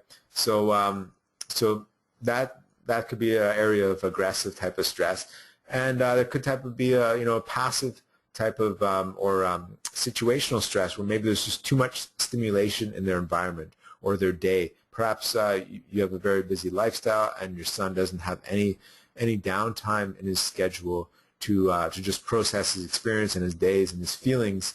It's just go, and then finally it gets to dinner time, and and he's finding himself having to go, stuff this food down his throat, but he wants to just get into his feelings and process his experience, so he has a meltdown to help himself do that. Maybe again, too much stimulation of from television or electronic media or other types of things that can build up as a type of stress or pressure onto a child. So those were a couple of ideas, Jill, about some of the root causes underneath your child's stress or the power play that is happening. Okay, Alice, Monique asked a question. What is your suggestion for a parent who does not believe a child should have a choice in a meal? They have no concern for a child's development stage, and this child may be attempting to express independence. Okay, so basically, what I suggest for a child who is like that? Well, I would wish them good luck, because at that point they're basically refusing to respect the child and to see the child as an individual, and not only respect the child as an individual with their own unique quirks and tendencies, but even respect to the child's own development stage. The fact is, children have different and more sensitive digestive systems than adults. It's the same reason that children get sick more often than adults, because they don't have the antibodies that we've built up through a lifetime experience. And the same thing when it comes to digestion. Adults have a lifetime of building up digestional flora and different chemical patterns in the body to help digest different foods. Children simply don't have this. And again, some children will eat anything, anytime, so their digestive systems are not sensitive at all. So, sometimes parents have a hard time accepting the difference between this. And typically, when adults are behaving this way, when they refuse to kind of see that things might be a little bit different than what they think it is, it's usually them trying to express some of their own perhaps unmet needs, of maybe a need for a security or predictability or consistency in life.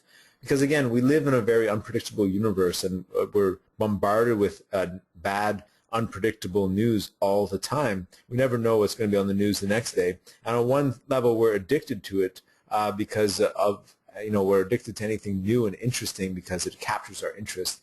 And, we're kind of programmed to keep an eye out for any possible threats. But at the same time, it puts us on edge, and it makes us, it kind of can wear on our sense of security and safety, because the truth is that we're cruising through space on a giant planet that's going, I think, 38,000 miles an hour. I don't know the exact number, but I know it's really high. It's a high speed that we're going through space at on this planet. And anytime a meteor could come and it would be all over, right? Or any day we could get into an accident, it would be all over.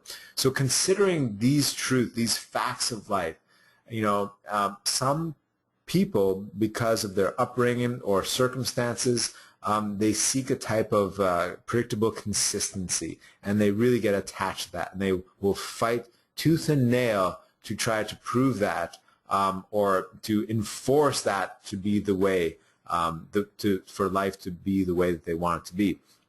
Eventually, it doesn't work out, and eventually, they all soften in older age, most of them, anyways.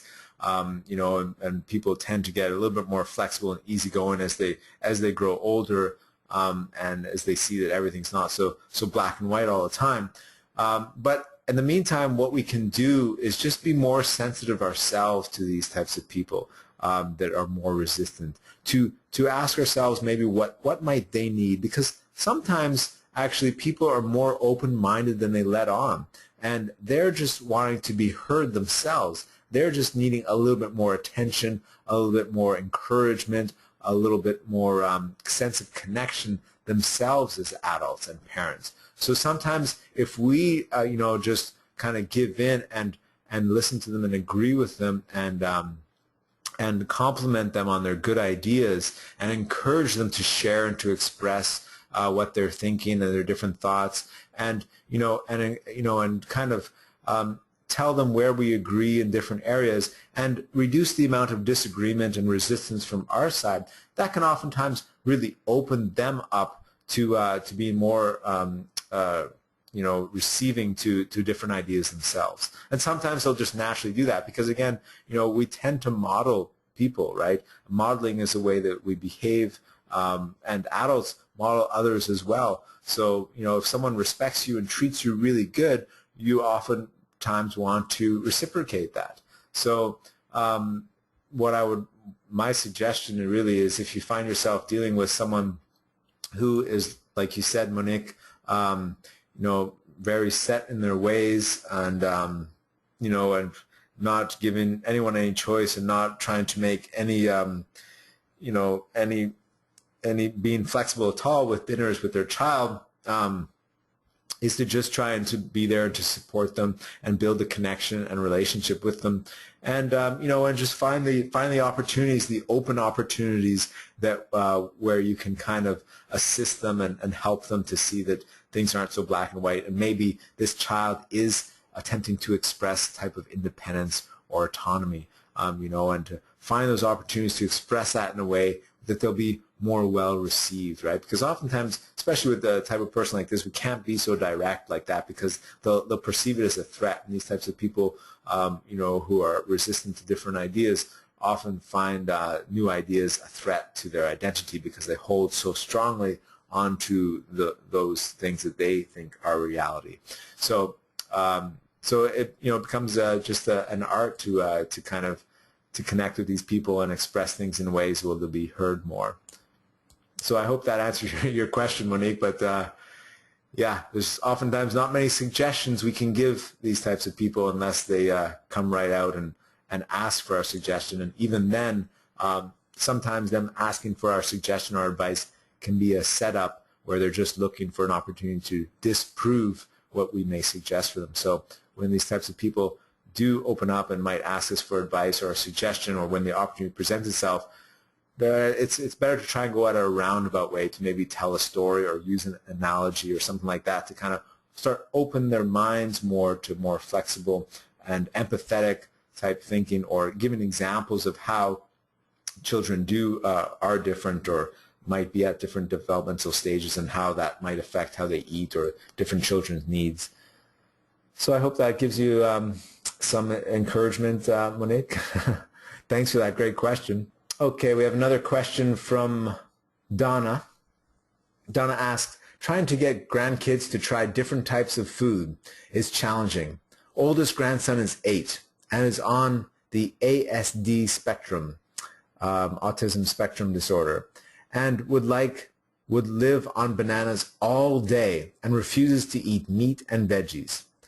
This is of great concern to my daughter, especially when she has two other children aged 3 and 4 who see what the oldest gets away with, and they also push the food boundaries.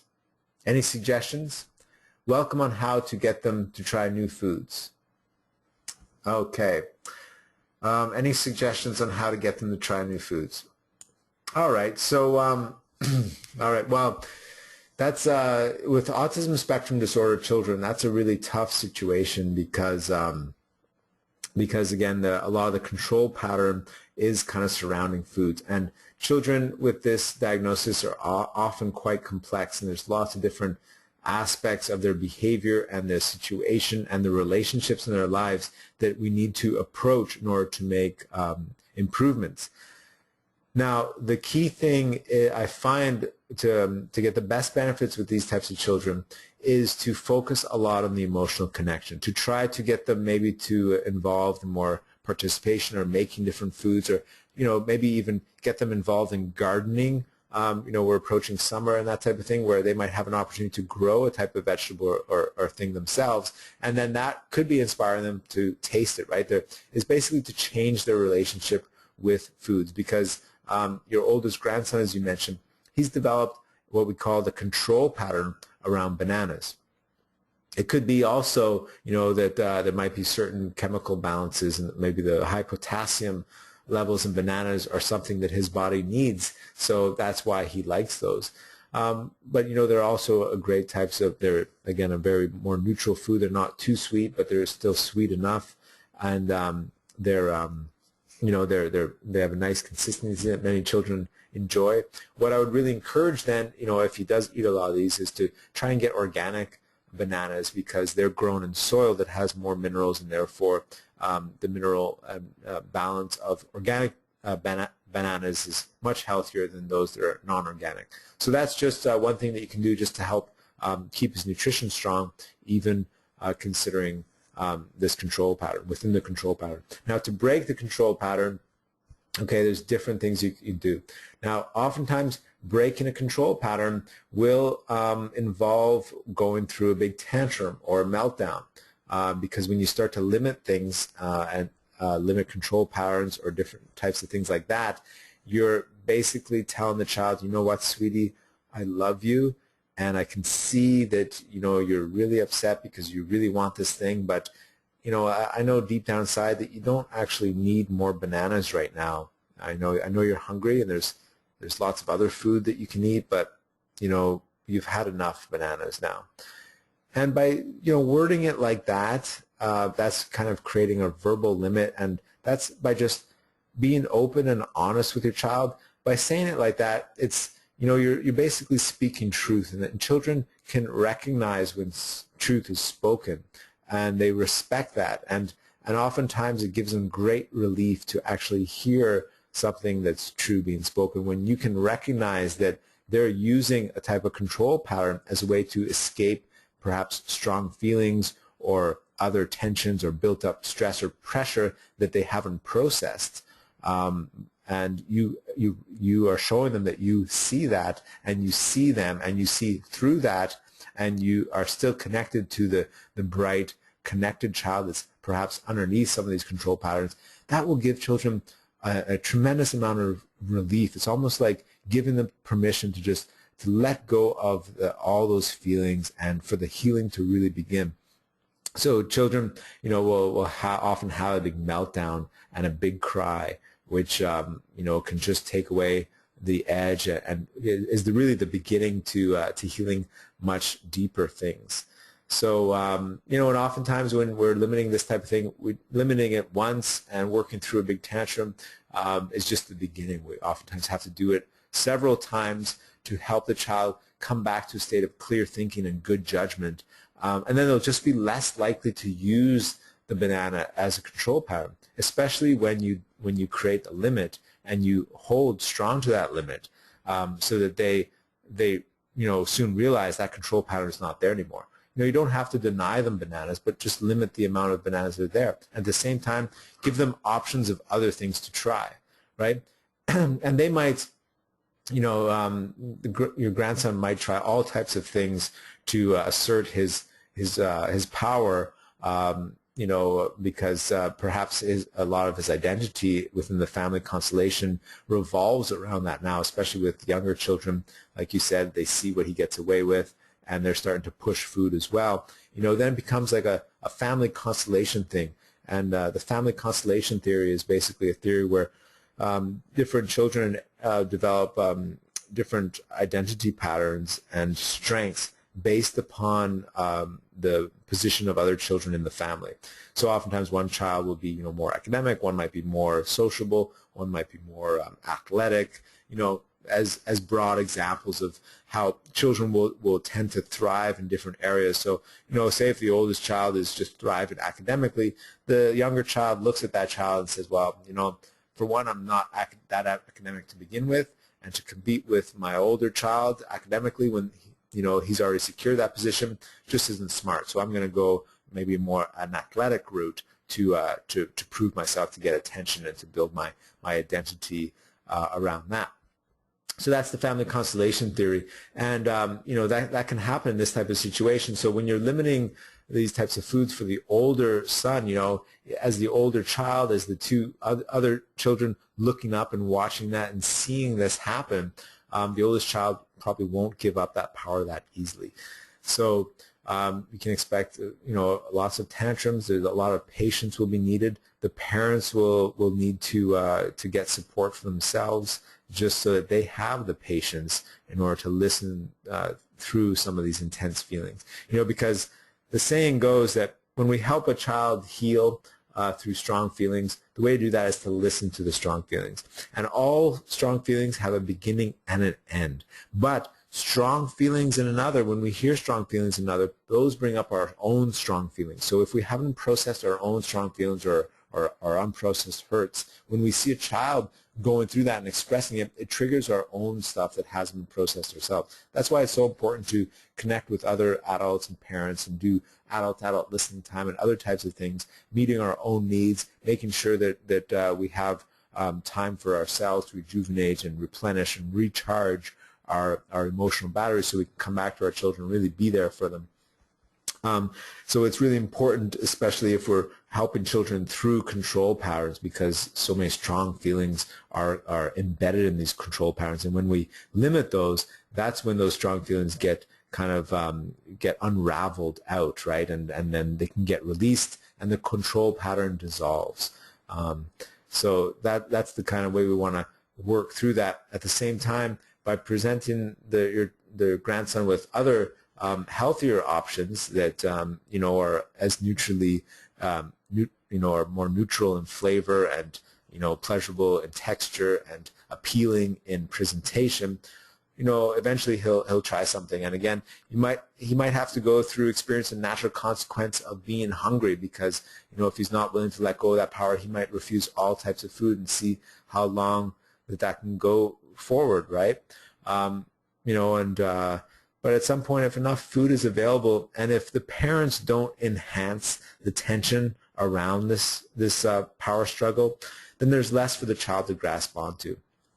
Oftentimes, these power struggles might be initiated by the child, but they're just enhanced by the parent's reaction, by focusing on that and by using that as a focal point for the interaction.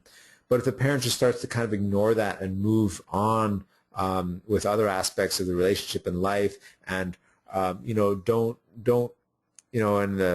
if your grandson starts to say, "I'm hungry, please, I want an apple, I don't want to eat anything else," and is starting to whine and trying to push the parents' triggers to let them give in, at that point, if the parent responds in loving, connected ways of not making them feel guilty or bad or demeaning them for their choice, their irrational choice, because it's so easy sometimes for us to make our child feel bad just by kind of saying something disrespectful, demeaning to them, because to us it looks ridiculous that they're refusing to eat plenty of healthy, tasty foods.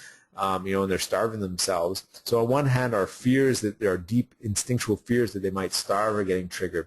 On the other hand, logically, we're kind of getting upset because we're thinking it's so ridiculous we have to deal with this, and it's really kind of stupid that our child's even doing this.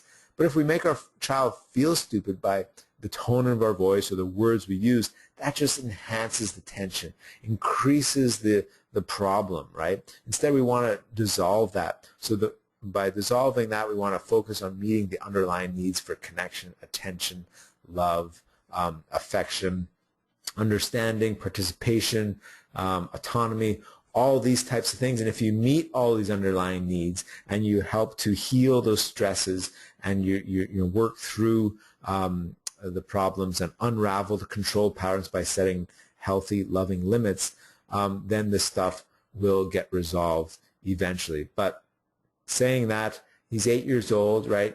These complex cases he's been diagnosed with. He might even be on medication, which further enhances some of the behavioral problems. So it's not a quick fix here. We're talking about a gradual process, and the more that the parents can be consistent and patient and meeting their own needs so that they don't get overwhelmed and burned out and start giving in or to their child beforehand, the more likely that eventually they'll kind of win this power struggle. At the end of the day, parents have the ultimate power, right? We have more power than our children. That's beyond a doubt a fact, right? Because we are their parents and we are responsible for their well-being on so many levels. And we need to be responsible with that power. And part of democratic parenting is to be responsible with that power by and raising children that can be self-sufficient with the power that they will inherit as the mere of just by being adults when they get on their own, right? They're going to have a certain degree of power. So we want to set them up in the early stages when we have influence in our lives so that they can be completely self-reliant and happy and fulfilled and successful in their life, whatever success may be, right, for them. So so the way to do that is to teach them to be responsible with power as they go. So we want them to give them power when it's safe and appropriate for them to experience that with. And at other times, though, we have to assert our own power. And by doing that, we model, a higher level of responsibility. And again, if we're being truthful and fair with that, children will sense that. They'll sense that on a deep level. And even though they might throw a big tantrum, because of that, the tantrum is based on deep, unprocessed feelings that they just need to get out. And then after those are processed, then they come back to a place of clear judgment or clear thinking and good judgment, and they'll often be open to trying completely new things and acting in a very different way. So so the key to remember here is that when we're encountering this resistance with our children, we at the end of the day have the ultimate power, and we need to also use that by being the more patient one.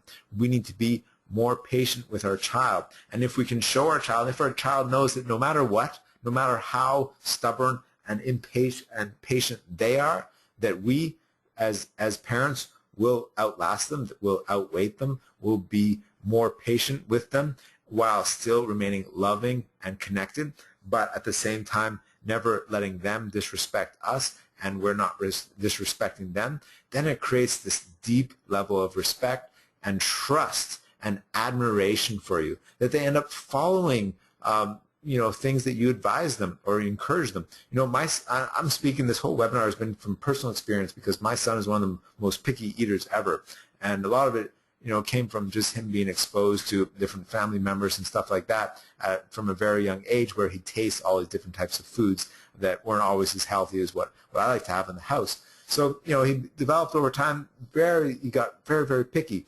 But we're at a stage in our relationship now where even when there's this completely new type of food comes along, and he asks me, what's it taste like or what's it like? And I'll tell him, well, you might not like it, right? It's a little bit, spicy or tastes a little bit such and such. And, I said, give it a try, and he'll try it. And, if he really doesn't like it, sometimes I don't make him, I don't mind if he doesn't eat it because there's plenty of other things for him to eat. And then sometimes there's other things where, I can tell that he's hungry and he's just holding out for something else. So, I'll set a limit. I say, what, sweetie, you really have to eat that, and there's no reason why that you shouldn't eat that, because it's great food. It's something that you'll like. It tastes good. Just have a few more bites. So often children can't get a full taste for food just by licking it or one small bite, right? There's a whole textural element, and oftentimes it takes a few bites to really feel how something sits in your tummy. So one thing that you can do sometimes in your family is adopting like a three bite rule, that you have to kind of try something, have a few bitefuls of it before you say no. But then sometimes there's things which are so unappetizing for children, certain flavors that just really don't agree with them, where even the 3-bite rule is torture for them. And the last thing we want to do is kind of go down that road, because then that starts to dissolve all the trust and respect we are building with our child when we force them to do something which they really detest and dislike. So it's all about finding that balance, and again about enhancing our own patience and our own willpower by meeting our own needs as parents, and so that way we can be more available for our children. So that was a long-winded answer to your question, Donna, about your grandson who has autism spectrum disorder and has a control pattern around eating bananas. I hope that was helpful for you, gave you some ideas. Like I said, it's you want to kind of engage in this as a longer-term strategy, but the key is setting these kind limits. And I have a full chapter in my book on kind limits and how to use these and how to combine that with a connected type of communication, so you express and communicate these limits in ways that they're better received. And so by doing that and by sticking firm with those limits, that's what's going to create this long-term change for your grandson. At the same time as providing other types of options that could be appetizing to him.